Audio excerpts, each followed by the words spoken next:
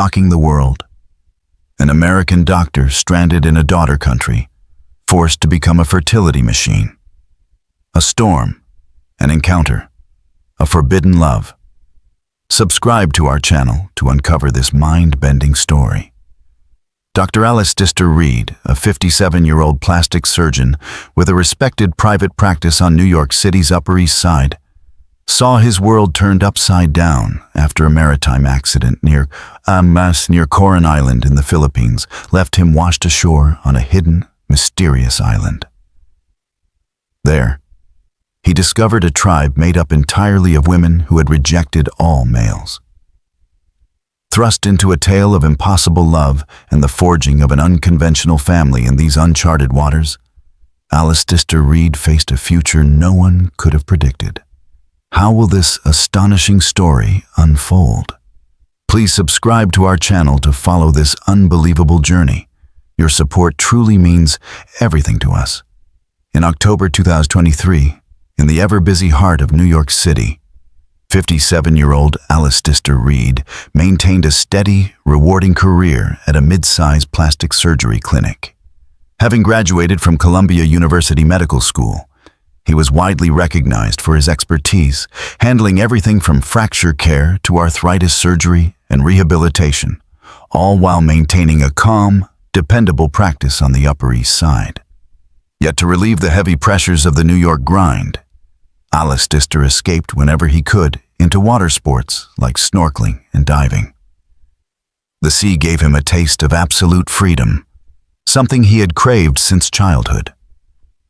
Whenever possible, he traveled to islands around the US or Southeast Asia, constantly searching for new dive spots. When he heard of Coron Island in Palawan Province and its underwater paradise, he eagerly booked a short 6-day trip, aiming for rest and exploration. But deep inside, Alice Dister had long nurtured a secret wish: to blend his skills with his love of the ocean, perhaps volunteering as a plastic surgeon on a remote beach while also operating a leisure tourism business. He often spent long hours studying islands on Google Maps and reading travel blogs about Coron. One particular rumor grabbed him, a story of a hidden tribe in the deep sea, said to reject all men. Details were scarce, more like an urban legend than a real history. But the mystery seized Alice Dister's imagination. He wondered if such an isolated society could still exist. When he arrived in Coron, he founded a thriving tourist center. But while chatting with locals, Alice Dister kept hearing faint, half-believed stories about women who lived apart from men. Most locals shrugged them off, but to Alice Dister, it was fuel for his curiosity. One night at a dimly lit bar, a fisherman shared an eerie legend. A typhoon long ago had killed every man on a nearby island, leaving only women behind. The fisherman admitted he wasn't sure how true it was, but Alice Dister was now hooked and unwilling to let it go. A few days later, Alice Dister rented a jet ski and ventured alone toward the southern tip of Coron Island to search for this rumored community. He wasn't fluent in Tagalog, but most of the local staff spoke enough English for him to manage. The forecast warned of storms later that day, but Alice Dister felt pressed for time and took the risk, a decision that would change his life. Suddenly, the ocean turned wild. Huge waves slammed into the jet ski, lightning tore across the sky, and he was hurled into the sea again and again until everything went black. Helpless, he sent out distress calls, but no boats were nearby. The wind roared, the rain pounded him mercilessly, and finally, unconscious, he floated away. When he awoke, it was to a faint, soothing song. His blurred vision picked out figures, women whose clothes were unlike any traditional garments he'd seen in Coron, with a striking, handmade style.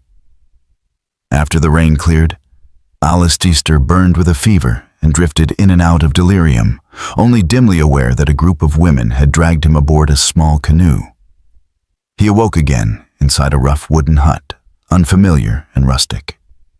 Beside him stood a short-haired woman in her 30s and another older woman who looked to be around 50. Their dark brown skin gleamed in the tropical light, and their clothes had a colorful beach-inspired style different from standard Philippine dress. The younger woman leaned forward and asked, "Are you okay?" Alistair could barely speak, but forced out in English, "I'm okay, thank you." They exchanged worried looks. Not seeming to understand, he tried again, haltingly, in Tagalog. "Ayos lang. Salamat." Relief washed over their faces as they gently unwrapped the rough cotton bandages on his wrist, revealing a nasty, swollen wound, the kind you'd get after hours in the water. They treated it with what looked like herbal or seaweed-based ointments and rebandaged him. Finally, the woman in her 50s spoke slowly in Tagalog, introducing herself.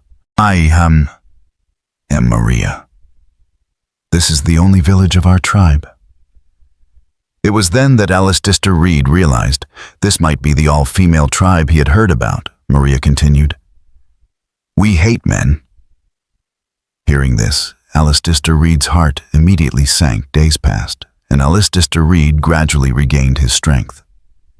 During this time, the women of the tribe brought Alistair Reed soup or porridge made from seaweed and tried to communicate with him in basic ways. They often mixed ancient words and their own language with Tagalog, and they rarely used modern Tagalog in daily life.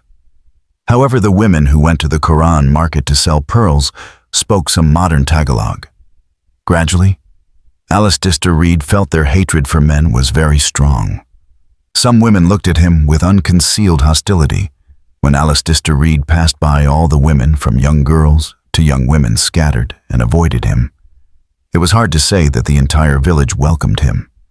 But Maria and a few others, like a younger woman named Sophia, estimated to be around 30, treated Alistair Reed with relatively less suspicion.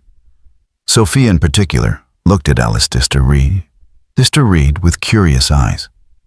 He explained to them as simply as possible that he was from New York City, a plastic surgeon who had drifted here after encountering a storm. While snorkeling plastic surgeon, I do things like repairing bones and joints. Most women in the village were unfamiliar with the concept of plastic surgery, but they thought that a doctor might be useful in some way, as there had been cases of them suffering from joint pain and receiving help from the outside world. In the past, when Alistair Reed was allowed to look around the village for a few days, he was surprised to find that the island had a surprisingly self-sufficient system. The island's environment was similar to Quran, with a subtropical climate growing coconuts, tropical fruits, etc., and the women caught fish from the sea for food. The most unique aspect was pearl farming. It wasn't a fully modernized farm, but a system of raising shellfish or collecting natural pearl oysters in a primitive way to obtain a very small amount of pearls on the island. They called it the island's treasure and said that every year a few people took the pearls to the Quran market to exchange for daily necessities and medicine. So these must be truly precious pearls. Yes, they sell for a high price, even in the Quran. But large-scale production is difficult, and for various reasons, we have come to hate men. So we try to minimize trade and external interaction. Maria made no secret of her hatred for men in every sentence. It was difficult to ask for the specific story, but Alistair Reed vaguely speculated perhaps they had been abused by male fishermen, pirates, or armed groups in the past, and this tradition had continued for generations, forming the current all-female society. The women often asked Alistair Reed why he had come here. Alistair Reed truthfully replied that he had drifted here after encountering a storm while sightseeing. But some still didn't believe him. Some suspected he was a spy trying to steal pearls, or scorned him, saying men always try to take what belongs to us. Nevertheless, as Alistair Reed's calm and polite attitude and his contribution to alleviating some people's joint pain by gradually demonstrating his plastic surgery knowledge became known, the village's hostility gradually eased at the same time. Alistair Reed felt awe at their way of protecting the coast, hunting and living in close harmony with the sea.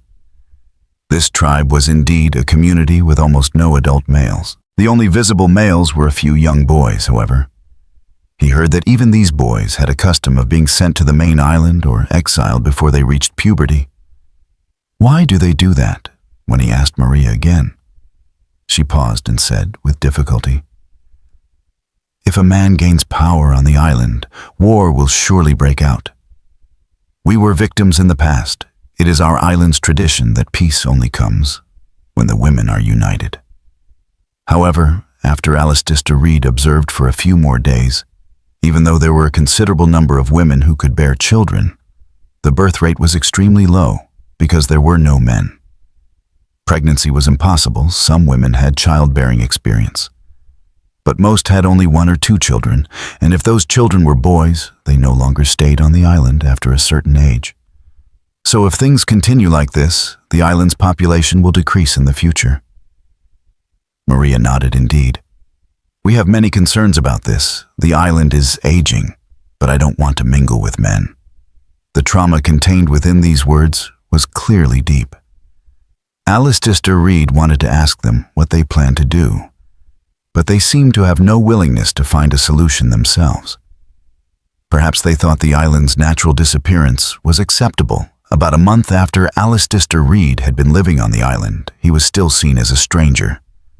In the village, he demonstrated his fishing and diving skills to help collect some seafood and used his plastic surgery knowledge to provide temporary palliative treatment for some women complaining of pain. He didn't have a separate plastic surgery license in the Philippines. But even for basic first aid or pain relief, they were very grateful that night. While it was drizzling, the door of Alistair Reed's hut quietly opened. The person who entered was none other than Sophia. She was a younger woman who had been kind to Alistair Reed and played a rather important role on the island. Primarily, she was one of the leaders responsible for the pearl collection team. With an anxious expression, Sophia cautiously looked around, then quietly said to Alistair Reed, "Are you really a plastic surgeon then? Do you also know medical technology that can help people have children?" Alistair Reed felt awkward. "That's obstetrics and gynecology, a completely different field, so I'm not an expert. Why are you suddenly saying this?" Sophia confided her feelings, actually. "Some of us want children. We know we need men, but until now, because of our rule against interacting with outside men, we have avoided them. But as you've stayed on this island and haven't shown hostility, I thought, could we ask for your help at that moment?" Alistair Reed felt suffocated. Of course, men and women need to reach a consensus for such a relationship to result in children. But wasn't the entire island's atmosphere full of hostility towards men? This was absurd, a suggestion he couldn't even imagine at first. Sophia silently stared at Alistair Reed and said, "Of course, this hasn't been officially decided yet. But there are many on the island who want to have children to continue the bloodline." After saying this, Sophia blushed and hurriedly ran out. A few days later, the village elders, including Maria, summoned Alistair Reed. They were middle-aged women who played a central role in the tribe surrounding Alistair Reed with serious expressions. After a long period of observation, the story they presented was shocking. "Many women in the village want to have children, but we need a man. So the only man we can choose is you. We don't want you to stay here too long, but we hope you will cooperate with having children." Alistair Reed was very nervous. "There are many things I don't understand since you hate men." "How can you make such a suggestion?" Maria replied. "That's right. We hate men, but we cannot just stand by and watch the island gradually disappear. Actually, even this feels wrong. But because it is necessary, there are conditions. When the number of women confirmed pregnant increases, you must leave the island as soon as possible." Alistair Reed's feelings were complex, as a man making several women pregnant was by no means an easy task, and he felt as if he was being forcibly used as a breeding tool for this island tribe. But the idea that this might be a repayment for saving his life and could help save the island gradually grew. The women's eyes were intense. It was a look mixed with hate and expectation. Even if they didn't say it directly, they strongly conveyed the necessity of having children through their actions and expressions. Finally, Alice Dister Reed spoke with difficulty. "If you force me in a way I will refuse, but if this is a way to help this island, we must proceed with mutual consent. If each of you truly agrees and prioritizes health and safety, I will also help." At that moment, some of the younger women around him, especially Sophia, showed expressions of relief, blushing at the same time.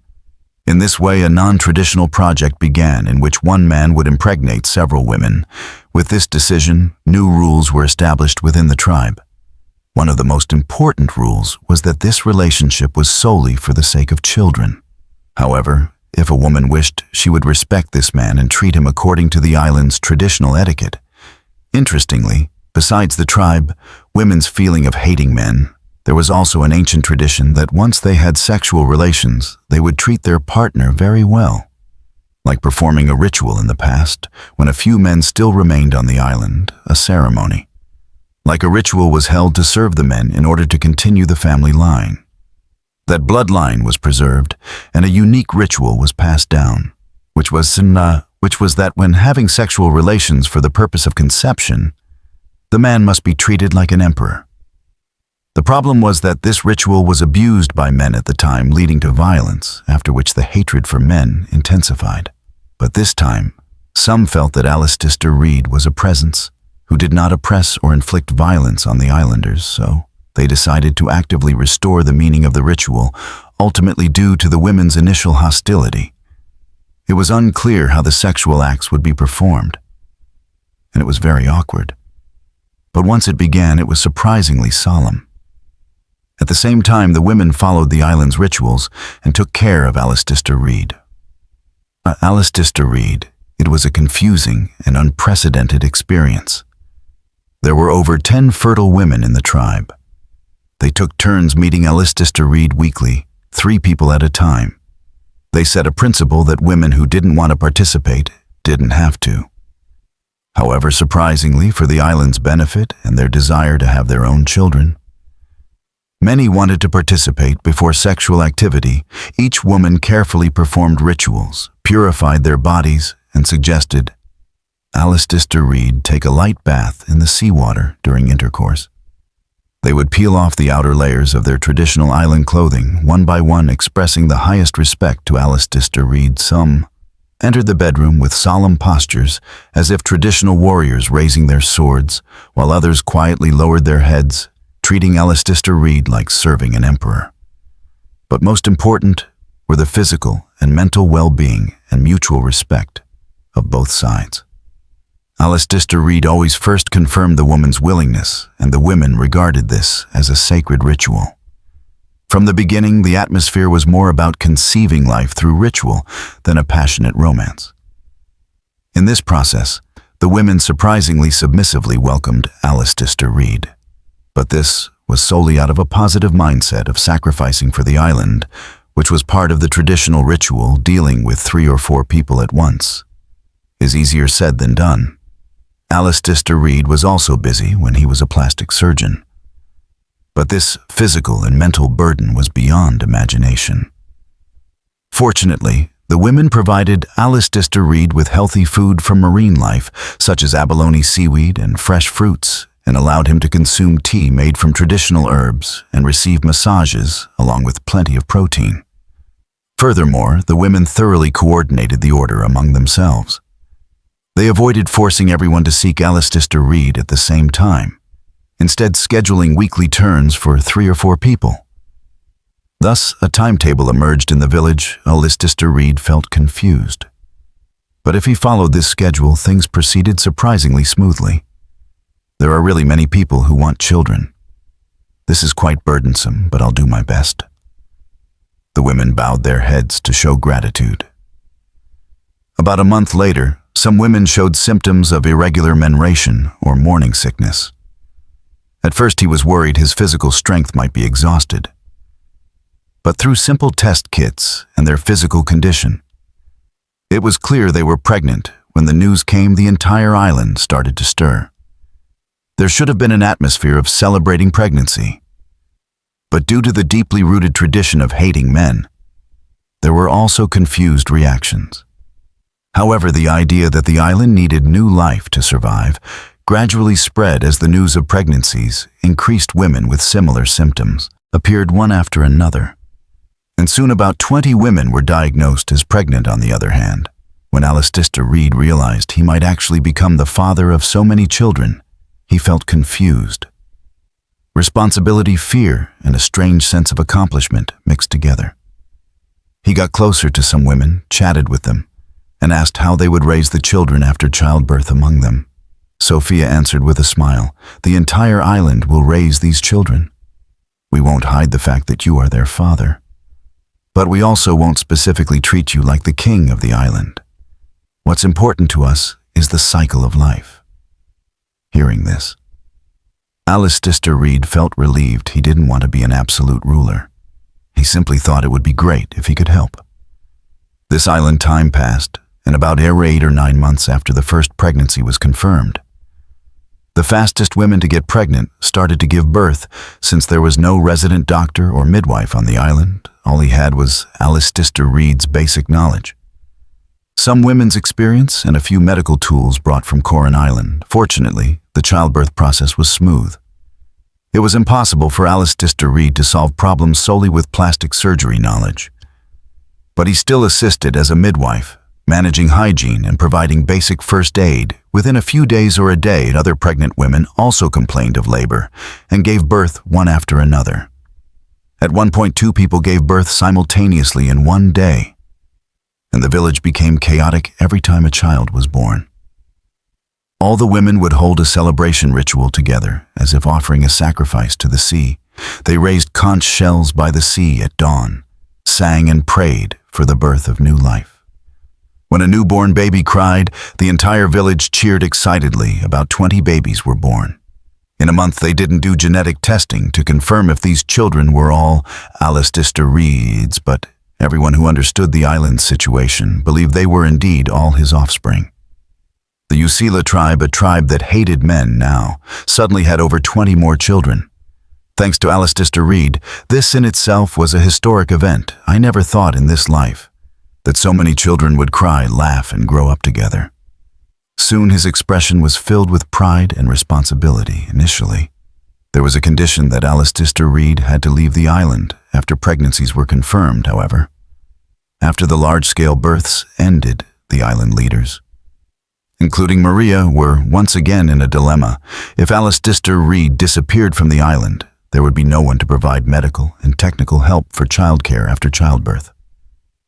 However, some elders who still had deep trauma from men felt that if Alistair Reed stayed, the island's traditions would be completely destroyed. On the other hand, the women who had experienced pregnancy and childbirth believed that times had changed and they should seek a new path with Alistair Reed. Ultimately, some compromises were reached. Alistair Reed would temporarily stay on the island to take care of the children's early health. However, he would respect the island's culture and traditions. Additionally, Alistair Reed would go to the main island when necessary to get medicine or supplies. With this decision, Alistair Reed's temporary stay was permitted after giving birth. It was difficult for the women to roam the sea and collect pearls, as before they had to focus on postnatal care and parenting. Some young women and Alistair Reed began to fill this gap. Alistair Reed used his diving skills to contribute to shellfish collection and sold the newly acquired pearls at a reasonable price in Corin Island, buying daily necessities and medical tools. The merchants on the island were happy that Alistair Reed brought a large amount of rare pearls. But when they asked where these pearls came from, Alistair Reed appropriately made excuses. He explained that he had a private farm on a small island. In any case, the pearl quality was very high, so the merchants paid a high price.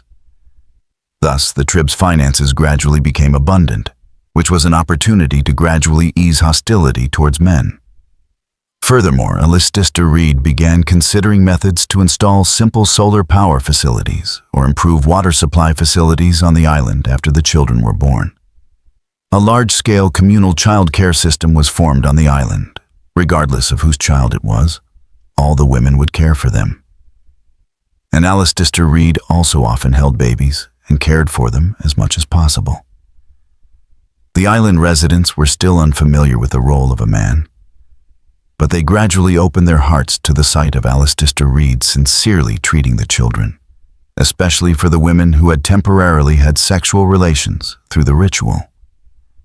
The ritual itself remained a quite sacred and precious memory. Now the tradition and ritual of serving men like emperors is being reborn with a new meaning of respect, cooperation, and prosperity, instead of violence or oppression, as over 20 children began growing up on the island simultaneously. The issue of education arose. Until now, the Usila tribe had only relied on basic fishing and pearl collection for a living, and increasingly, people in the tribe hoped to let the children see a wider world. Alice Dister Reed first set out to obtain textbooks to teach primary education, and brought back basic educational materials, books, and school supplies from the main island. At the same time, a movement emerged within the village committee that they should properly teach the children to literacy.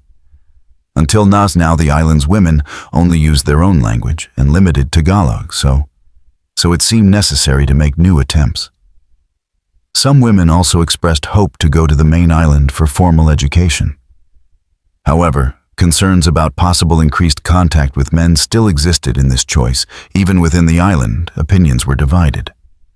But gradually, most people agreed that they should now make changes. The Usila tribe had long thoroughly excluded men.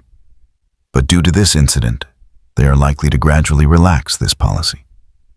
Marie also looked at the passing time and said, "Our island has changed from the planned direction. Now it is difficult to develop by completely excluding men." However, she cautiously stated, "Too rapid change can lead to other conflicts." For now it seems that Alice Dister Reed alone is enough to lead the island towards prosperity. And if these 20 or so children all grow up healthily, he expects the island's population to naturally grow within a generation. However, it is still unclear whether they will encourage marriage or relationships by accepting outside men. In the future, Alice Dister Reed sometimes also wonders if it's a good thing that he remains the only man or father. But at least for now, the result of the community's choice of small changes is beneficial to everyone. When Alice Dister Reed first drifted to this island, he was just a tourist, without any grand ideas other than snorkeling and plastic surgery treatments. But now he is the father of dozens of children and an important member actually supporting the Usila tribe, sometimes when he sees the children crawling or toddling on the island's beach. Alice Dister Reed's heart is filled with indescribable emotions. Are these all my children? Not entirely. But most are. When he held a child, other women gathered around him, calling him dad as if teasing him at this time. Alice Dister Reed felt embarrassed, but at the same time he felt a strange sense of pride. Perhaps this was the happiness of the fundamental essence of life, which he hadn't felt while living an escapist life in the city in New York. It is said that even after the fertility project ended, the traditional ritual of serving men like emperors was maintained to a certain extent. However, the purpose changed from desiring pregnancy to a ritual of occasionally sharing intimacy. If Alice Dister Reed wanted, or if the women mutually agreed, they would have sexual relations as if celebrating a festival. But Alice Dister Reed was very cautious about this. He didn't see himself as the island's breeding tool. On the other hand, he was not an existence the women must worship. Therefore, the emperor ritual was gradually simplified, or in some cases led to voluntary intimacy. Like with Sophia-like lovers, the compliance shown by the women towards Alice Dister Reed was not simply submitting to men, but respect for tradition and sacred ritual. Alice Dister Reed established a new life with these over 20 children on their island near Cororin. He still returned to New York periodically to handle practice affairs, but his heart had remained on this secluded island. He began learning more about local culture and language, the tribes' language and Tagalog, and worked hard to help the islanders improve their lives a few years later. When the first batch of children grew up, Some chose to stay on the island, continuing to guard this land and traditions, while some chose to leave to study and explore the outside world. No matter what choices they made, they would never forget their roots and would never forget their father, the doctor from New York. Alistair Reed also always accompanied them, witnessing the growth and changes of this special tribe. He knew that the island's future was full of uncertainty, but he believed that as long as they had love and hope in their hearts, they would certainly be able to overcome all difficulties and create their own happiness. What are your thoughts on this amazing story? Share your thoughts in the comment section. Subscribe now to join us. Your support means a lot to us. Thank you for watching. Please subscribe, like, and share.